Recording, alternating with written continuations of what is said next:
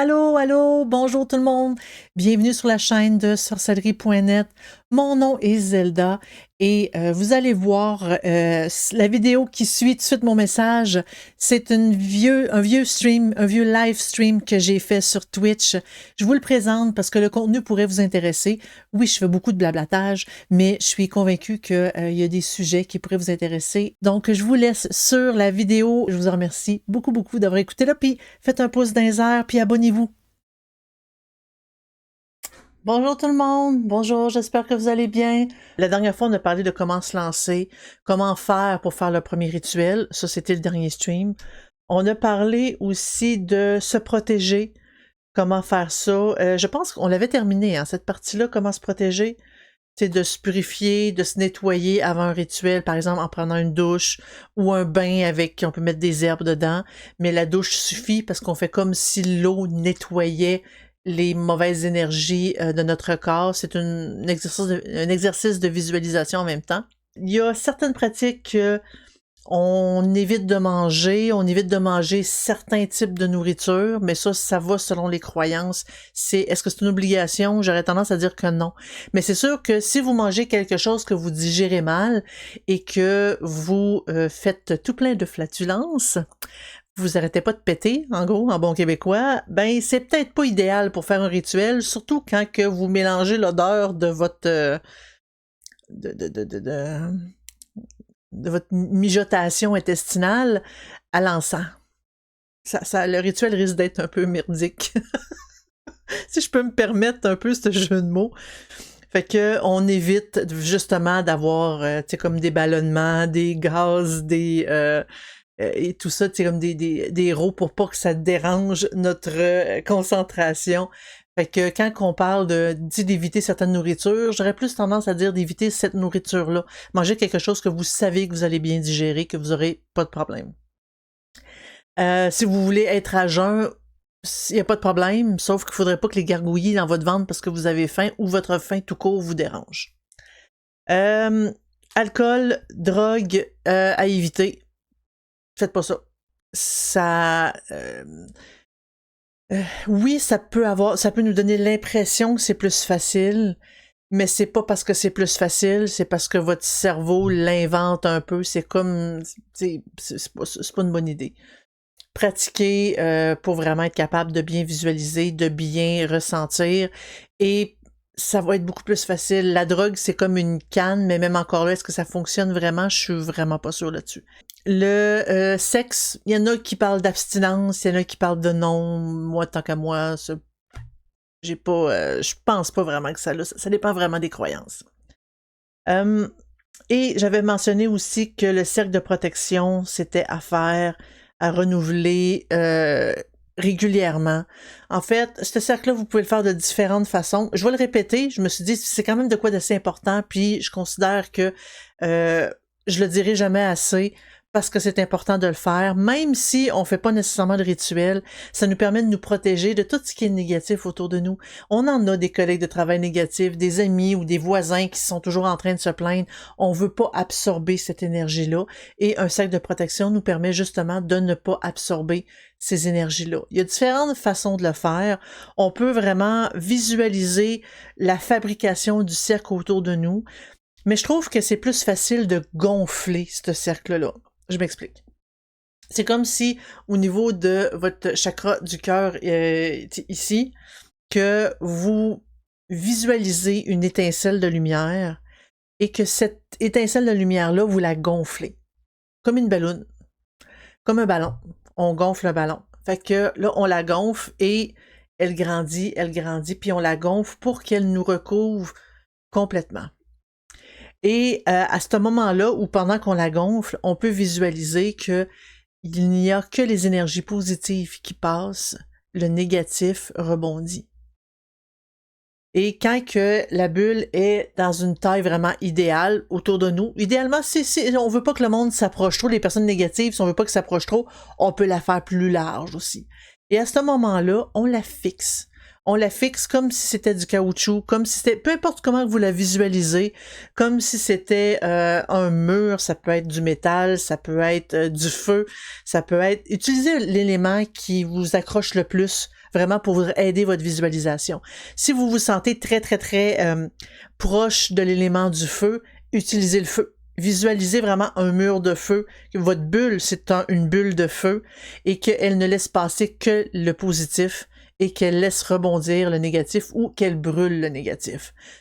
J'aime bien l'idée de laisser rebondir pour dire, regarde, ton énergie négative, reprends-la, moi je la veux pas. Ou ton mauvais sortilège, reprends-le, moi je le veux pas. C'est pour ça que j'aime bien le concept du rebond. Mais si vous vous dites, par exemple, bon, ben ça brûle ou ça disparaît, fine, c'est comme vous voulez. Donc, utilisez vraiment votre élément. Ça peut être de l'herbe pour l'élémentaire, ça peut être justement une bulle d'air, une bulle de, tu sais, comme d'énergie, pure pour l'air. Pour l'eau, ça peut être tout simplement une bulle d'eau. C'est comme si à l'extérieur, c'était juste de l'eau et vous avez votre bulle à l'intérieur avec de l'oxygène, juste du positif. Juste votre énergie positive. Ça a l'air trop utile comme protection, j'en aurais besoin. Mais tout le monde aurait besoin de ce type de protection-là. Tout le monde en aurait besoin parce que on en a, même qu'on pratique ou qu'on pratique pas, on doit se faire une bulle de protection pour ne pas absorber tout le négatif qu'il y a autour et surtout des personnes qui sont négatives autour. Donc, c'est ça, fait qu'on fait la bulle, ça nous permet de nous protéger. Fait que je parlais que on la visualisait selon notre élément de prédilection. Pas parce que cet élément-là va faire en sorte que ça va mieux fonctionner, mais indirectement oui, parce que ça va être plus facile pour nous de visualiser. Par exemple, moi, je suis beaucoup plus attirée vers l'élément air, donc moi, me créer une espèce de bulle d'air, ben c'est beaucoup plus facile pour moi de le visualiser dans ma tête. C'est vraiment, vraiment plus facile que de faire une bulle de feu. Parce que je suis attirée vers cet élément-là. C'est vraiment juste une question de rendre la visualisation plus facile. Fait qu'une fois qu'on a vraiment fait cette bulle-là, on la fige pour qu'elle reste fixe, même si on y pense plus, même si on arrête de la visualiser, elle est là. On va la sentir là. Faut pas qu'elle pop par la suite. Fait qu'on la fige, on la fixe. C'est comme, on met un peu de fixatif, là. Non, mais pour dire que, regarde, c'est là et ça reste. On peut même s'inventer une petite phrase pour signifier que vraiment c'est là et ça reste. Dans le sens de, tu sais, comme, je t'ai créé, tu vas me protéger jusqu'à, tu sais, comme, aussi longtemps que tu vas, tu sais, comme tu vas être là. Tu vas rester, là. OK, ma phrase est chiteuse, là, mais on peut s'inventer une petite phrase juste pour dire, regarde, à partir de maintenant, tu es là, tu restes là pour me protéger. Fait que cette bulle-là, on peut aussi en faire une autour de notre maison pour éviter l'énergie négative de rentrer dans la maison. Moi, j'ai mis des clochettes à ma porte, mais parce que les cloches, tu sais, comme quand ça sonne, ça nettoie un peu les énergies négatives. Moi, j'en veux pas dans ma maison. Donc, on peut aussi se faire une bulle autour de la maison pour protéger la maison. Justement, on laisse rentrer ce qui est positif, mais moi, je fais rebondir ce qui est négatif. La bulle, on peut la faire miroir un peu. Miroir dans le sens de si la personne, c'est comme lance de quoi de négatif, ça va y revenir d'en face. Ouais, des fois, ça m'arrive, je suis pas gentille de même. Mais regarde, si tu me l'envoies, c'est parce que t'es prêt à le recevoir. Moi, c'est ce que je me dis. Donc, ça, c'est quand même assez important de se faire une bulle. Qu'on pratique ou qu'on pratique pas, je vous le suggère vraiment fortement. Par la suite, je voulais parler de la purification puis de la consécration de vos outils. Quand vous avez un nouvel outil que vous voulez utiliser lors de vos sortilèges, c'est toujours bien de le nettoyer et de le, tu sais, comme de le consacrer. Le consacrer, c'est pas une obligation, mais de le purifier pour comme enlever les énergies résiduelles qu'il y avait avant, tu sais, qu'il y avait dans le magasin ou que la personne qui l'a fabriqué a laissé sur l'objet. Il faut le nettoyer. Non, on ne le nettoie pas avec de l'eau et du savon, quoique pour les bactéries, c'est toujours bien utile, mais on le nettoie par d'autres façons. Il y a différentes façons pour pouvoir nettoyer nos outils. c'est ça, faut pas les plonger dans l'eau parce qu'il y en a beaucoup qui se brisent à l'eau. Faut faire attention, même les pierres. Par exemple, la sélénite, faut jamais mettre ça dans l'eau parce qu'elle va se désagréger, elle va se défaire. Fait qu'il y a d'autres façons que de l'eau de purifier parce que des fois, de l'eau courante, par exemple, une rivière, on le laisse dans la rivière un petit peu, puis ça permet de justement de nettoyer les énergies négatives, mais il faut vraiment que l'objet puisse aller à l'eau. Puis, même chose, si vous voulez mettre en terre pour nettoyer, il faut vraiment que ça peut pas être du bois, ça peut pas être, tu sais, il y a certaines choses que ça marche pas, vous pouvez pas le mettre en terre. Mais il y a d'autres façons où est-ce que ça peut être vraiment assez général. Moi, je suggère l'encens. En gros, vous faites brûler de l'encens et que vous mettez votre objet, votre outil dans l'encens, puis vous dites, c'est comme je te purifie, je te nettoie de toutes les énergies, et vous visualisez vraiment toute cette énergie-là qui était dans l'objet partir, puis vous mettez de la vôtre à l'intérieur pour dire l'objet maintenant est à vous. C'est une façon aussi de comme nettoyer un peu son jeu de tarot. Les encens que je suggère, c'est sûr que sauge, Palo Santo, c'est des encens qu'on peut purifier même la maison et tout avec ça. Oliban, cèdre, bois de santal, c'est des encens vraiment qui servent à nettoyer. Fait que ça peut être des encens vraiment idéaux pour pouvoir nettoyer vos outils. Vous le faites brûler. Puis ça n'a pas besoin d'être le gros rituel pour le faire, là, vraiment juste vous nettoyez vos outils dans l'encens. Ça peut être de quoi que vous pouvez faire régulièrement, tout dépendant si vous en ressentez le besoin. La première fois, oui. Par la suite, c'est vraiment au besoin. Je suggère aussi dans la fumée d'une chandelle blanche. Pas dans le feu, évidemment, mais dans la fumée. En gros, vous avez votre chandelle blanche, puis il y a toujours au bout une petite fumée là, qui... vous voyez pas, une petite fumée qui se fait. Ben, vous le mettez là comme si la fumée du feu purifie, et vous dites à peu près la même chose que l'encens. Personnellement, moi, j'ai une préférence pour l'encens, mais ça, c'est peut-être parce que je suis très attachée à l'élément air. C'est peut-être pour ça. Mais il y a d'autres façons aussi de faire.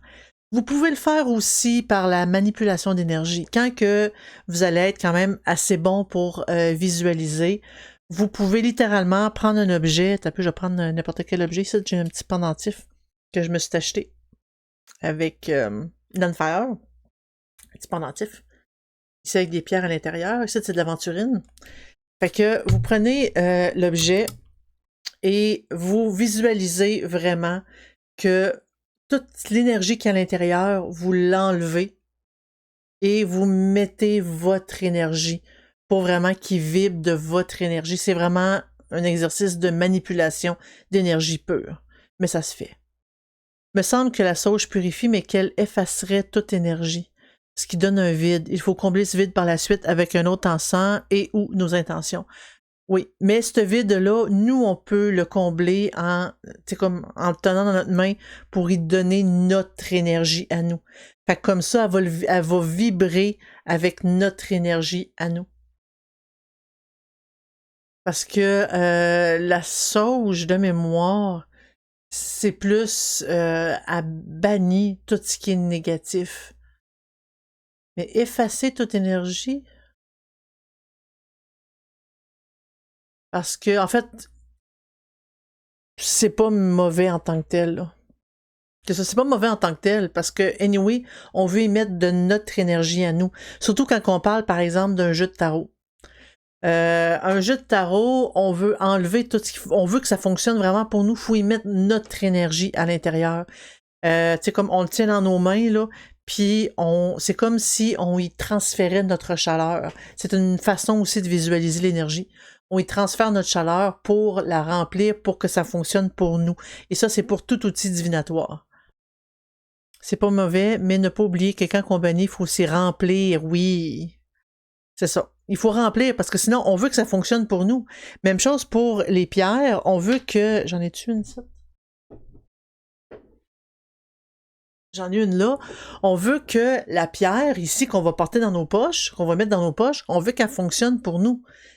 Mais c'est parce que de un, il faut la nettoyer, puis de deux, il faut y mettre notre énergie pour qu'elle se connecte à nous.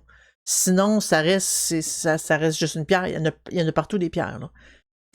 Fait que il faut il faut y donner notre énergie un petit peu. Si on laisse un vide d'énergie dans la maison, elle va se remplir, alors il faut savoir de quoi on veut que ça soit rempli. Oui, c'est ça. C'est comme une espèce de vide. Il y a des pièces à pression négative, là, où est-ce qu'aussitôt qu'on ouvre la porte, ça rentre à l'intérieur. Ben, c'est un peu ça. C'est un peu comme ça qu'on peut le visualiser, là. On a un sac sous vide. On ouvre le sac sous vide, qu'est-ce que ça fait? Ça remplit d'énergie, ça remplit avec l'air qu'il y a dans les environs. Fait qu'on faut sélectionner avec quoi on veut le remplir. C'est ça. Donc, c'est ça pour la purification, c'est vraiment le nettoyage de vos outils. C'est vraiment important pour que ça fonctionne bien pour vous, surtout quand on parle de, comme de pendule, de tarot, tout ce qui est divinatoire. Ça, c'est super important parce qu'on veut que ça fonctionne pour nous. On veut pas que... c'est ça. Par la suite, j'ai parlé de consécration, de consécration. C'est pas une obligation. En gros, c'est le fait de consacrer nos outils envers une divinité, envers une entité. Aux dieux, déesses qu'on vénère pour attacher un peu leur pouvoir à ces outils-là.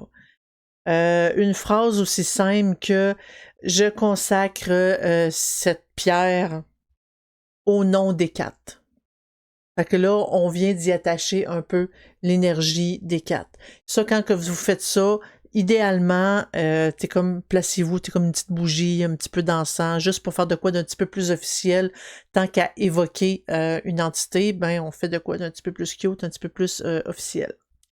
On peut aussi y mettre un peu de notre créativité. J'ai dit de quoi de très, très, très basique, mais faut y aller selon votre ressenti. Si vous ressentez le besoin de faire telle chose, faites-le. Ça va juste vous aider.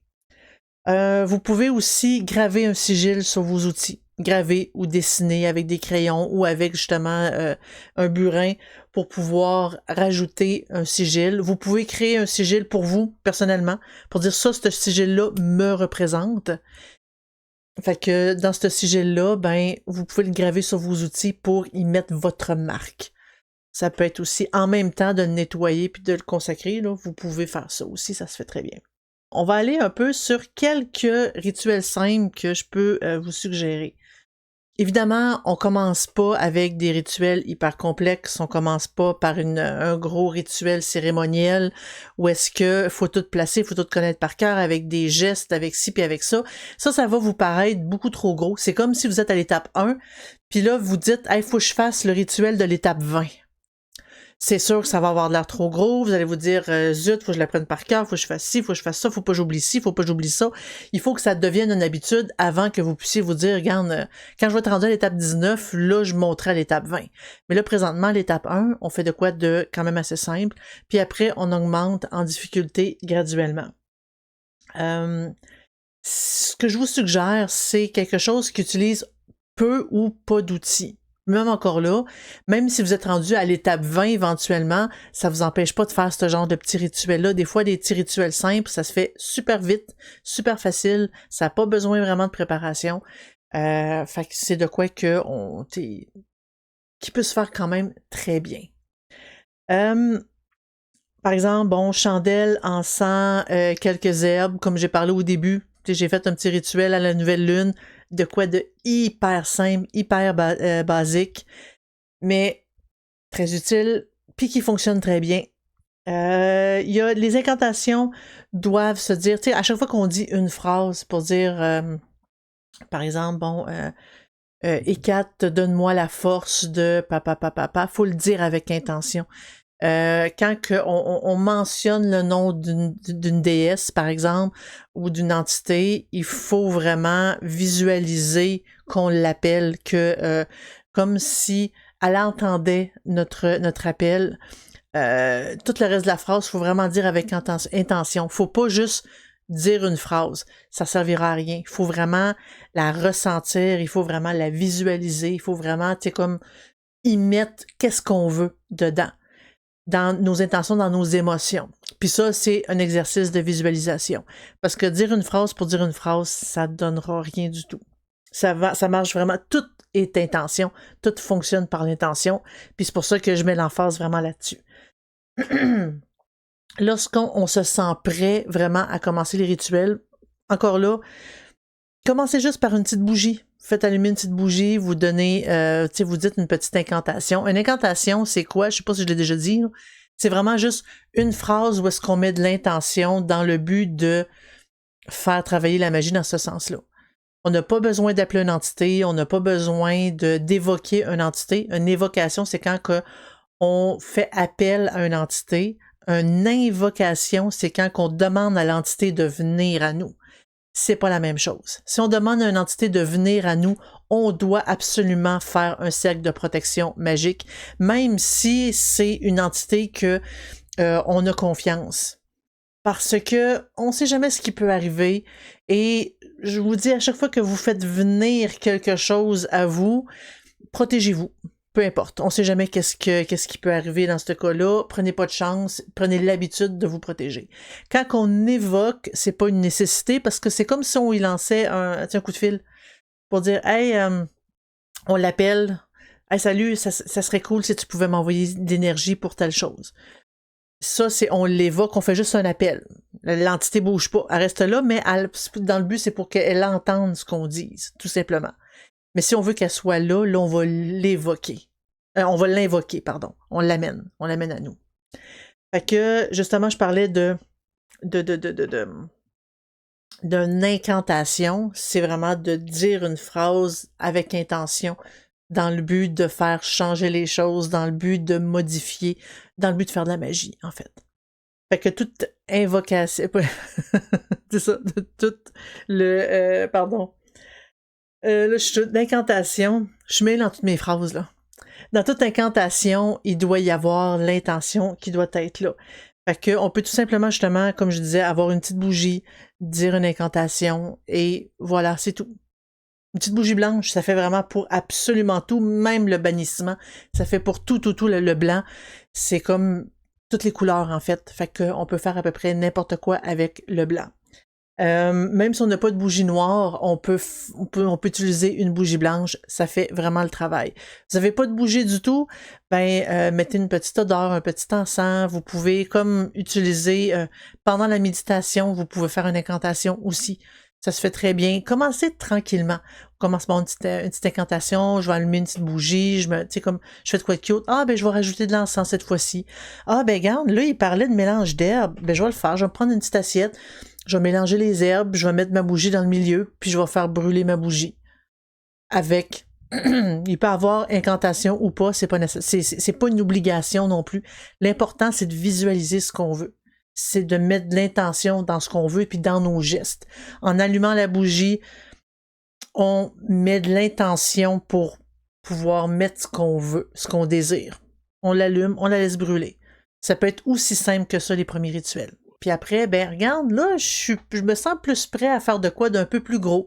Fait que là, vous placez vos bougies, puis là, vous dites, je vais faire un cercle de protection autour de, mon lieu, pas mon lieu de pratique, mais mon environnement magique, où est-ce que je veux travailler, je me fais un cercle de protection autour. Et là, je vais évoquer, comme ma première entité, puis je vais lui demander quelque chose.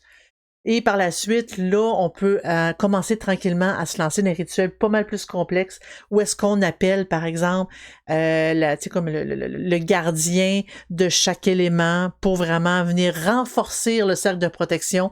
Pourquoi? Pour invoquer une entité. Pour amener une entité à nous, là, on a besoin de plus d'énergie pour vraiment nous protéger. Et là, on va demander aux gardiens de chaque élément de venir ajouter leur énergie à notre bulle de protection. Je voulais aussi vous parler de vivre les moments. C'est quoi vivre les moments? C'est le fait de vivre le moment présent, de vivre vraiment les activités. Tout ce qu'on fait, nos actions, nos activités qu'on fait, il faut vraiment y mettre de l'énergie, il faut vraiment y mettre de soi pour le vivre. Pas juste, regarde, je me débarrasse, puis non, faut vraiment le faire, il faut le vivre pleinement. Essayez de profiter de la nature, de vivre pleinement, par exemple, votre marche dans la nature pour bien, t'es comme bien respirer, bien, pas que ça soit parasité avec toutes vos pensées, tous vos problèmes, tous vos soucis. Vous, présentement, vous marchez dans la nature, ben vous marchez dans la nature. Vous pensez pas à qu'est-ce que vous allez faire après, vous pensez pas à qu'est-ce qui s'est passé avant, vous pensez pas aux problèmes à régler dans le futur. Non, regarde, vous pensez pas à toutes les stupidités que vous avez faites dans votre vie, on en fait toutes, puis ça revient toujours dans notre tête, c'est pourquoi j'ai agi comme ça revient toujours dans notre tête, mais là, ce moment-là, faut vivre le moment présent. Vous marchez dans le bois, ben vous marchez dans le bois. Vous admirez la nature, vous regardez les arbres, vous regardez les petits animaux qui se promènent, vous vivez le moment présent. Faut ressentir la nature pour vraiment vous concentrer sur elle, concentrer sur ce que vous faites. Si vous faites un rituel, ben concentrez-vous sur ce que vous faites, sur le rituel en tant que tel. La méditation, même chose. La méditation, vous vivez la méditation, vous la faites là. Vous la mélangez pas avec tout ce qui se passe avant ou après. C'est le moment présent, c'est là. On s'ancre au moment présent. Sur ce que vous êtes en train de faire. Puis ça peut être la même chose quand que vous vous entraînez, vous faites des sorties en nature, vous faites des activités, par exemple, bon, vous passez l'Halloween avec vos enfants. Ben, on vit le moment présent. On pense pas à toutes les choses qu'on doit faire. C'est comme pour dire, on est heureux sur le moment présent. C'est drôle, c'est comique, on voit plein de beaux costumes. On profite de ce moment-là sans penser à tout le reste. Et là, ben, quand c'est terminé, ben, c'est terminé. Après, vous pouvez passer au reste. Mais il faut vivre le moment présent. En fait, la meilleure façon d'être heureux dans la vie, c'est d'être plus ancré au présent. Pas au passé. De toute façon, le passé, on peut rien faire, il est passé. On peut juste apprendre du passé pour pas refaire les mêmes erreurs. Mais le passé, ça sert plus à rien de se morfondre dessus. C'est fini, c'est passé. Le futur, on ne sait pas ce qui va avoir de l'air le futur. Ça sert à rien d'avoir peur du futur. On ne sait pas comment ça peut virer. Ça peut virer mal, oui. Ça peut virer bien aussi. Ça peut virer c'est ni mal ni bien, c'est plus neutre. Ça sert à rien de se stresser pour le futur, faut vivre le moment présent. Et c'est la meilleure façon d'être bien, d'être heureux, de pouvoir faire ce qu'on a envie de faire, pour dire, regarde, là, présentement, je fais un projet pour améliorer mon futur. Est-ce que mon futur va être nécessairement meilleur? J'en ai aucune idée. Mais j'agis pour le rendre meilleur. Mais sans nécessairement arrêter de vivre le moment présent, aujourd'hui, maintenant. Vous allez vous rendre compte que ça va diminuer beaucoup votre stress, ça va diminuer beaucoup tous les soucis que vous avez en tête, toute l'impression que vous avez une surcharge, que tu sais, vous en avez beaucoup sur les épaules. Ça va éviter beaucoup de choses. Si vous voulez être sûr de ne pas oublier quelque chose dans le futur, ben faites-vous des alertes. On a des téléphones intelligents justement pour nous aider à nous enlever de ce poids-là. On a une alerte pour dire « Hey, demain, tu fais ça, ça, ça. » Ah oui, c'est vrai, demain, c'est ça que je fais. Mais on n'a pas besoin d'y penser 2 semaines à l'avance. « Il faut pas que j'oublie telle date, j'ai ça. Il faut pas que j'oublie telle date, j'ai ça. » Ça nous enlève la charge mentale. Il faut s'enlever cette charge mentale-là. Il faut profiter du moment présent. Il faut se sentir pour être plus heureux, pour vivre les moments présents. On fait une activité, on fait un jeu de société. Profitez du jeu de société avec vos enfants pour vous amuser. C'est un moment vraiment en famille. Et c'est drôle que, vous allez me dire, oui, mais tu parles ça dans un contexte de magie sorcellerie, c'est hyper important. On a une influence sur les événements, sur ce qui se passe, sur ce qu'on fait. On a une influence. Est-ce qu'on contrôle? Non, mais on a une influence. On peut essayer de bouger un peu les choses. En fait, tout est aussi tout aussi a un lien sur notre façon de percevoir ça. Si, par exemple, votre travail, vous le percevez que négatif, ben vous verrez rien de positif en votre travail. Si vous cherchez qu'est-ce qui est positif à votre travail pour dire, ben quand je fais ça, j'aime ça, ah ben telle personne, je l'apprécie, plus que vous allez voir des choses positives, plus que ça va le rendre positif. En fait, notre perception des choses y est pour beaucoup aussi. Si vous vous aimez pas, par exemple, vous aimez pas votre corps physique, ben, l'exercice à faire, autant physique que psychologique, c'est de, par exemple, on se regarde dans un miroir et on se dit qu'est-ce que j'aime de moi? Parce on a tendance à toujours voir ce qu'on n'aime pas en premier. Mais il faut se forcer pour changer notre état d'esprit, pour voir ce qu'on aime de soi. On l'écrit. Autant, ça peut être physique, ça peut être psychologique, ça peut être comme au niveau de notre, de notre comportement, de comment qu'on est, notre personnalité. On rédige qu'est-ce qu'on aime, puis on essaie de se concentrer là-dessus pour que ça soit une habitude de voir qu'est-ce qu'on aime de nous avant de voir qu'est-ce qu'on n'aime pas. Je parlais de vivre les moments, c'est vraiment très important. Ça nous permet d'être plus, de mieux ressentir la nature, de mieux ressentir, comme justement les énergies qui sont autour. On est capable de plus vivre aujourd'hui. Fait qu'il y a moins de stress, on est bien. Je sais pas si vous avez remarqué, là, mais la majorité, pas la majorité, ben, pas mal toutes les sorcières qui pratiquent depuis assez longtemps, on est plus, on a l'impression qu'ils sont plus, quand il n'y a pas de stress, c'est là, c'est aujourd'hui, sont plus relax, sont plus heureuses, c'est l'impression qu'on a. Mais c'est vraiment d'être capable de vivre le moment présent, d'être capable de vivre ce qu'on fait, de ressentir ce qu'on fait, de mettre de l'énergie dans aujourd'hui, maintenant, je fais ça. Puis ça peut être sur n'importe quoi, ça peut être sur un jeu vidéo, ça peut être comme de quoi en famille, ça peut être une activité, on prend une marche dans le bois, ça peut être sur à peu près n'importe quoi, ne pas se laisser parasiter par des pensées qui n'ont pas rapport avec ce qu'on fait présentement aujourd'hui.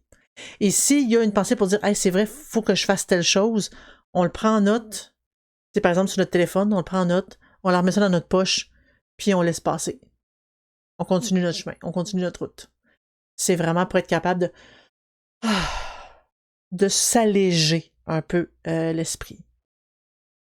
Je voulais parler aussi de respecter les traditions. En fait, c'est pas juste une question de tradition au niveau de la pratique. Par exemple, en Wicca, il y a beaucoup de traditions. Dans certains autres types de pratiques aussi, on vous demande de respecter ces traditions-là. Si vous faites de la Wicca, ben vous devez respecter les traditions de la Wicca.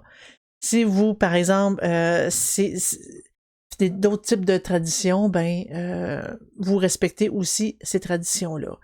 Mais il y a aussi les traditions plus familiales.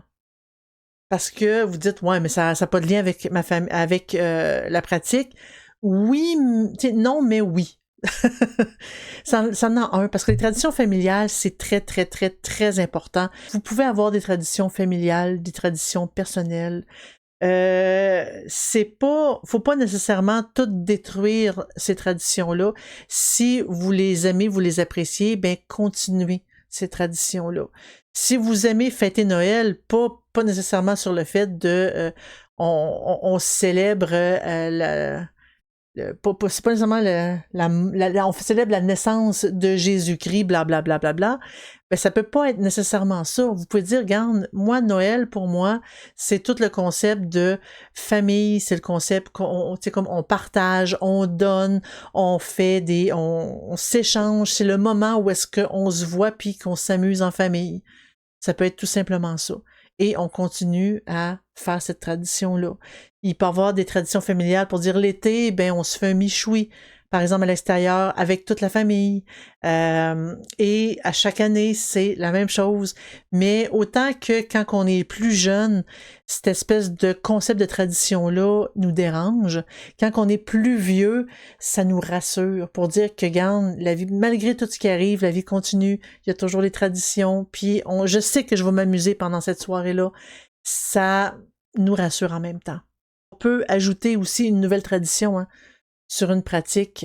Par exemple, si vous dites hey, moi j'aime bien toute la tradition, par exemple, de Samhain, de ce qui va un peu autour de l'Halloween, le 31 octobre, ben on peut rajouter des éléments à notre pratique. On peut découvrir de nouvelles traditions. On peut créer de nouvelles traditions de toutes pièces. L'important, c'est de continuer d'y prendre plaisir, d'avoir la joie de le faire, que ça ne devienne pas un fardeau. On veut pas de fardeau, on n'aime pas ça.